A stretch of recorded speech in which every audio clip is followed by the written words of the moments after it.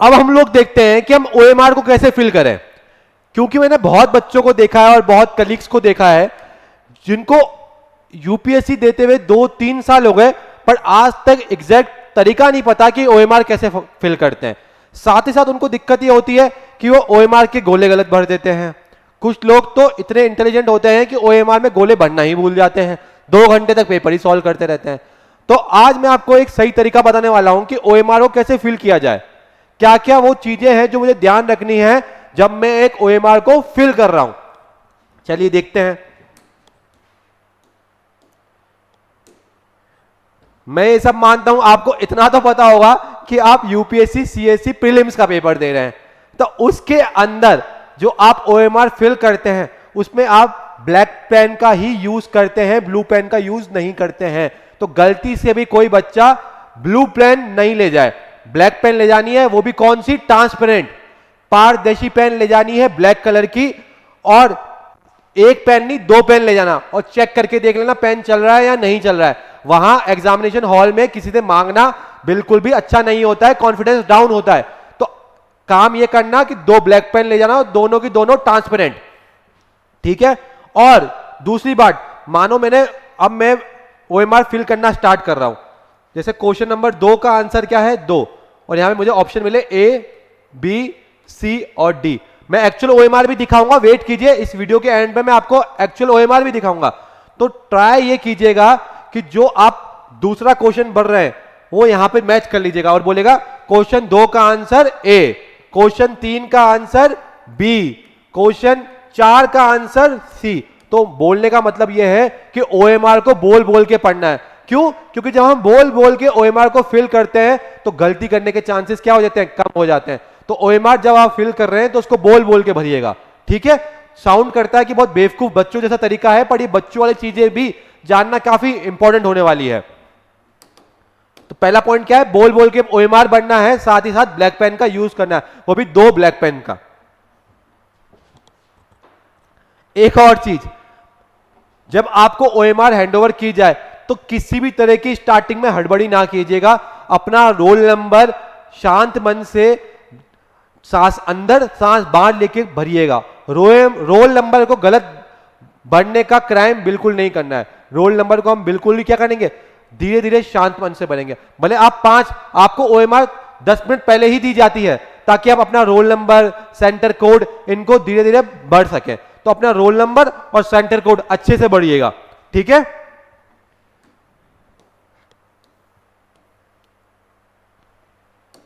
जब OMR बढ़ रहे होते हैं, मैंने बहुत सारे बच्चों को देखा है कि बोलते हैं सर जब OMR बढ़ रहे होते हैं तो हमारे दिमाग में कुछ अलग अलग तरह के थॉट्स आते हैं। तो OMR बढ़ते टाइम कोई और थॉट्स ना लाएं। OMR बढ़ते टाइम ये ना सोचें कि पेपर खराब हो रहा है। OMR बढ़ते टाइम ये ना सोचें कि पेपर अच्छा हो रहा है। OMR बढ़ते टाइम ये ना सोचें कि दोस्त को मैं अब ये बताऊंगा मेरा ये क्वेश्चन क्या हुआ। OMR बढ़ते टाइम फुल फोकस के साथ बढ़िए, क्योंकि होता है कि मुझे बढ़ना हो 51 क्वेश्चन और मैं बढ़ दूं 53 क्वेश्चन।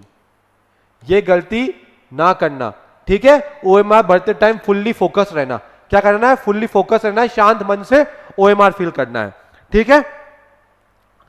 क्योंकि ऐसा इतना मैं क्यों बता रहा हूं, क्यों बना रहा हूं कि मैं OMR कैसे भरे, OMR कैसे भरे। यहां मैंने एक लाइन लिख रखी है, आपका हर मार्क्स इंपॉर्टेंट है। क्यों? क्योंकि 1 रॉन्ग मार्क्स, एक गलत answer equal to 1 year wait. जैसे ही बेटा आपका एक क्वेश्चन गलत होगा, मानो कट ऑफ गई उस साल की 88, आपने गलती से OMR गलत भर दी थी और आपके मार्क्स आ रहे हैं 87। अब आपको 1 साल का वेट करना पड़ेगा। 2025 में आप मेंस और इंटरव्यू नहीं दे पाएंगे, आपको 2026 का वेट करना पड़ेगा। तो 1 मार्क्स आपको 1 साल पीछे कर सकता है, 1 मार्क्स आपको 1 साल पीछे कर सकता है। आपने तैयारी सब कुछ अच्छी करी है, पर उस दिन आप OMR हड़बड़ी से नहीं पढ़ पाए, तसल्ली से नहीं पढ़ पाए, गड़बड़ी कर दी उसमें कुछ, तो आप पीछे हो जाएंगे बाकी लोगों से, ठीक है। तो अपने आप को रिलैक्स करके क्या करना है, OMR फिल करना है।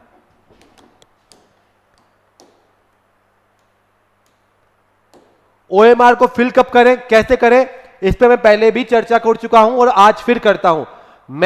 ये मेरा अपना प्रोसीजर है, ये मेरा अपना तरीका है, मैं ऐसे कर सकता हूं। कुछ लोग बच्चे पेपर में टिक करते हैं फिर OMR में टिक करते हैं, सेम टाइम पे करते हैं, वो तरीका भी सही है, बट उसमें थोड़ा टाइम ज्यादा लगता है। मैं क्या करता हूं, 120 मिनट का यूपीएससी का पेपर होता है, उस 120 मिनट के पेपर के अंदर मैं OMR को 3 सेक्शन में डिवाइड करता हूं। पहले मैं 40 मिनट के अंदर एक बार OMR पढ़ता हूं, फिर अगले 40 मिनट के बाद मैं दोबारा पढ़ता हूं, फिर अगले 30 मिनट के बाद मैं OMR पढ़ता हूं। स्टिल मेरे पास 10 मिनट बच जाते हैं, क्योंकि आप जोड़ेंगे 40 और 40 80, 80 और 30 110, 110 मिनट हो रहे हैं। कितने मिनट हो रहे हैं? 110 मिनट। मेरे पास अभी 10 मिनट क्या रह गए?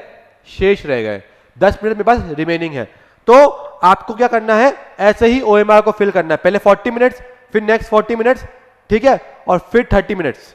बस 3 राउंड में आपको OMR फिल करना है। आखिरी के 10 मिनट के लिए मत कीजिएगा। मैंने बहुत बार बच्चों को देखा है, पहले बोलते हैं पहले पेपर ऊपर सोल्व कर देते हैं, उसके बाद OMR कर। तो पहले जब वो पूरा पेपर सॉल्व कर रहे होते हैं, उसके आखिरी में वो OMR को सॉल्व करते हैं, ठीक है। उससे क्या होता है, हड़बड़ी हो जाती है, गोले गलत भरे जाते हैं। तो OMR को आप लास्ट के लिए ना छोड़े, हर 40 और 30 मिनट के बाद OMR को याद से फिल कीजिएगा।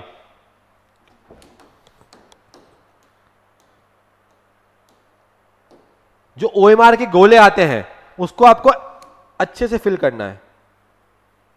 इंक बाहर नहीं जानी चाहिए। ऐसा नहीं होना चाहिए कि ये A है, ये B है, ये C है और D है। ये आपने एक क्वेश्चन का भरा, दूसरे क्वेश्चन का आप B में भी लिख दिए और थोड़ा बिंदु यहां भी लगा दिए। ये गलती मत कीजिएगा। अगर उसको एक छोटा पॉइंट भी दिख जाता है उधर, तो वो क्या करता है, इंक के रिगार्डिंग सेंसिटिव होती है OMR, तो वो सेंस करके इस क्वेश्चन को गलत मार देता है।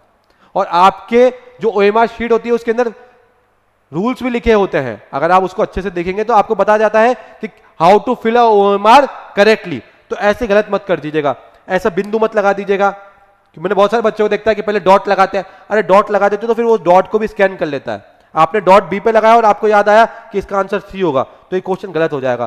तो फालतू के डॉट मत लगा दीजिएगा। जिस क्वेश्चन में आप श्योर हैं उसको अच्छे से गोला कीजिएगा। सर्कल के बाहर गोला नहीं जाना चाहिए। Last and final, all the best. All the best से पहले एक बार हम लोग देख लेते हैं कि एक्चुअल OMR आती कैसे है।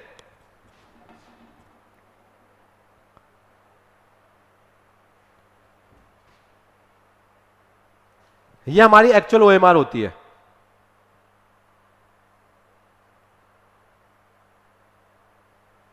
ये हमारी एक्चुअल OMR होती है। आप इस OMR में देखेंगे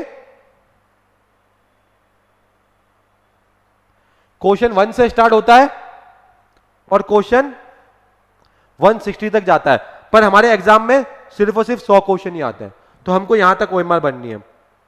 जैसा ही मैंने आपको बताया था, यहां पे आपको सेंटर नेम लिखना होता है, फिर सब्जेक्ट जिसका नाम क्या होता है, GS जनरल स्टडी पेपर 1, फिर सब्जेक्ट कोड जो हमारा क्या होता है जनरली 01, फिर पेपर कोड जो भी आपको बुकलेट मिलेगी, जैसे ऐसी आपको बुक मिलेगी ना जिससे आप सॉल्व करेंगे, जिसको हम बुकलेट कहते हैं। जैसे ये मेरी बुकलेट है, इसमें क्या लिखा हुआ है C, तो आपको भी आपकी बुकलेट मिलेगी, उसमें आपको बनना पड़ेगा C और C पे गोल बनना पड़ेगा। और आपका जो भी रोल नंबर है 2 4 3 2 1 2 0 उसको आपको फिल करना है। 2 को ऐसे फिल करना है, फिर 4 को फिल करना है, 3 को फिल करना है। फिल करते टाइम बिल्कुल अपने आप को काम रखना है, रिलैक्स रखना है, हड़बड़ी नहीं करनी है। अगर आपने यहां गलत भर दिया तो आपका पेपर ही चेक नहीं होगा। तो इसको आराम से आपको पेपर देने से पहले 10 मिनट दिए जाते हैं।